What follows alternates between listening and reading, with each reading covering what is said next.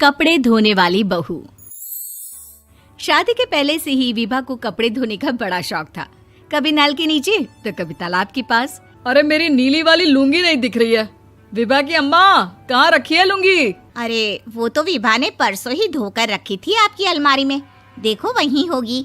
वो ना मैंने आज धो दी, मुझे लगा कि गंदी हो गई होगी। अरे कैसे गंदी हो गई थी? उसे तो मैंने पहना भी नहीं। हे भगवान, इस लड़की के कपड़े धोने की आदत से परेशान हो गया हूँ मैं। जितना तो घर में राशन नहीं आता, उससे कहीं ज्यादा डिटर्जेंट पाउडर का खर्चा है। इसकी शादी करवा दो, शादी जाए अपने घर में ही करे काम, फिर चाहे घर के कपड़े धोने हो या पूरे गांव के। हाँ ठीक बोल रही हो, देखता हूँ मैं कोई लड़का। वो दिन भी आ जाता है जब विभा को देखने लड़के वाले आ जाते हैं। लड़की मुझे अच्छी लगी। होने वाली सास कहती है, बेटी अगर कुछ पूछना है तो पूछ लो। वैसे तो हमारी लड़की बहुत ही शर्मीली है, जो बोल दो वो मान लेती है, इसे क्या पूछना होगा। अरे कैसी बात कर रही हो माँ, मुझे इन लोगों के घर रहना है, सवाल तो कई है। हाँ हाँ बेटा, पूछ लो ना, क्या पूछना है। आप लोगों के घर कपड़े कौन धोता है? सास का मुंह बन जाता है। देखो, अगर तुम ये कहना चाहती हो कि तुम्हें कपड़े धोने नहीं आते तो सुन लो, कपड़े मैं ही धोती हूँ, लेकिन तुम्हारे आ जाने के बाद मैं रुमाल तक नहीं धोऊंगी। अरे चुप रहना भाग्यवान, बहू बेचारी घर आई नहीं, उसे डराना शुरू कर दिया। वो क्या है ना बिटिया, अभी तक तो ये कल्लू की माँ ही धोती थी, लेकिन अब तुम्हारे पापा तो दहेज में वॉशिंग मशीन देंगे ही।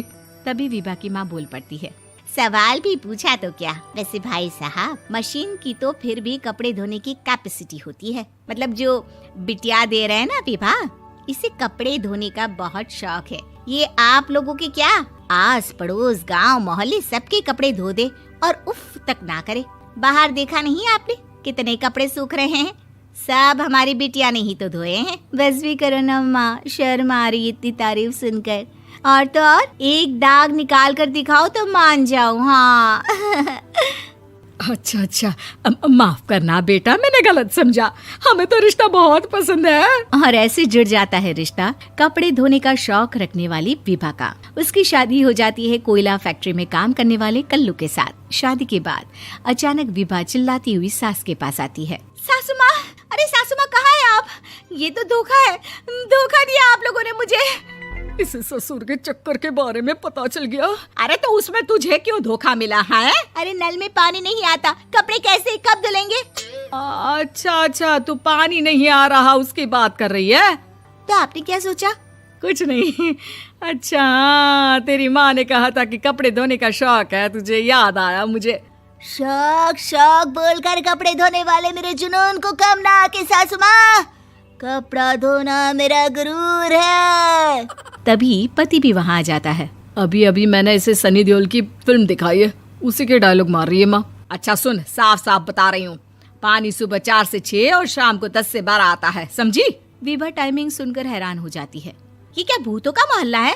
सुबह 4 बजे उठकर कौन कपड़े धोता है? 4 बजे टंकी में पानी जाता है, फिर सारा दिन धोना ना, किसने मना किया? अरे कैसी बात कर रही हैं? 200 लीटर की टंकी में कितने कपड़े धो लूंगी मैं? सुबह ही उठ जाऊंगी मैं। अब क्या था, विभा सुबह 4 से लेकर रात के 12 बजे तक कपड़े ही धोती रहती। एक रोज सास पड़ोस से निकलकर कहीं जा रही होती है कि साथ वाली कहती है, हाँ कल्लू की माँ, जरा ये बताओ कि 2 साड़ी है, 2 ब्लाउज और एक पेटीकोट और एक नाड़े वाला लंबा कच्छा। हाँ तो? अरे तो क्या, कितना लोगी धुलाई ये बताओ। धोबन दिख रहे हैं हम क्या? हमारे पति सरकारी नौकरी से अभी रिटायर हुए हैं और बेटा सुपरवाइजर है कोयला फैक्ट्री में। धोबन समझ रखा है हमें। हाय रे कल्लू की अम्मा, माफ कर दो, वो तो मोहल्ले में यही सब बता रहे थे कि तुमने बहू को कपड़ा धुलवाने के काम में लगा दिया है। सास को पड़ोसन की बात सुनकर गुस्सा आ जाता है। वो घर पहुंचती है जहां घर के बाहर ही इतने सारे कपड़े सूख रहे होते हैं जितने कि किसी धोबन के घर पर। अरे ओ कल्लू की दुल्हन, बाहर निकल।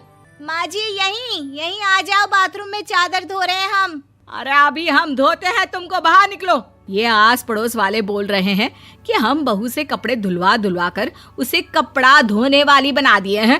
अरे छोड़ो ना माँ जी, किन लोगों की बातों में आती हो? आस पास के लोगों का तो काम ही होता है कि वो किसी तरह सास बहू को लड़ा दे। बहू सारे घर के कपड़े धोती है, ये क्या कम है? बोलिए। सास को भी लग जाता है कि वो बहू का ये सनकीपन नहीं छुड़वा सकती, इससे अच्छा है कि खुद ही चुप हो जाए। एक रोज सास और बहू मंदिर जाते हैं, जहाँ सास की साड़ी वहाँ खड़ी भीख मांगने वाली से मिलती है। माँ जी क्या बात है, आपकी साड़ी उस भिखारन से कितनी मिल रही है ना? हाँ हाँ देखो तो, दोनों की साड़ी मिल रही है। क्या बात है कल्लू की अम्मा, तुम खुद को तो अफसर की बीवी बताती हो और ऐसी सिंपल सी प्लेन साड़ी पहनकर घूमती हो। सिंपल और प्लेन नहीं है ये साड़ी। तो क्या सोने के धागे से फूल बने हैं? कुछ भी सासू माँ, कुछ भी। हाँ बने थे इस साड़ी में सोने के धागे से फूल। मेरे पति लेकर आए थे मद्रास से स्पेशली मेरे लिए 10,000 की। ताहे भाई साहब इस भिखारन के लिए भी सेम टू सेम साड़ी लेकर आए होंगे 10,000 की। सास उस वक्त तो कुछ नहीं कहती, लेकिन बहू के साथ घर आती है और अलमारी से एल्बम निकाल कर लाती है। ये साड़ी देख रही है, ये वही साड़ी है जिसे मैंने अभी पहना था। इस साड़ी में ये जो चमकदार फूल दिख रहे हैं ना, ये सोने के धागों से काढ़े गए हैं। लेकिन तू लोकल वॉशिंग मशीन ब्रश से घिस घिस कर सारे फूलों को निकाल कर साड़ी प्लेन कर दी। मुझे माफ कर दीजिए सासू माँ। और तो और, जब मैंने तुझे तेरी गलती के लिए कुछ नहीं कहा, लेकिन तूने तो सबके सामने मेरा मजाक ही बना दिया। क्यों? बहू को समझ में आ जाता है कि अब से उसका कपड़े धोना बंद।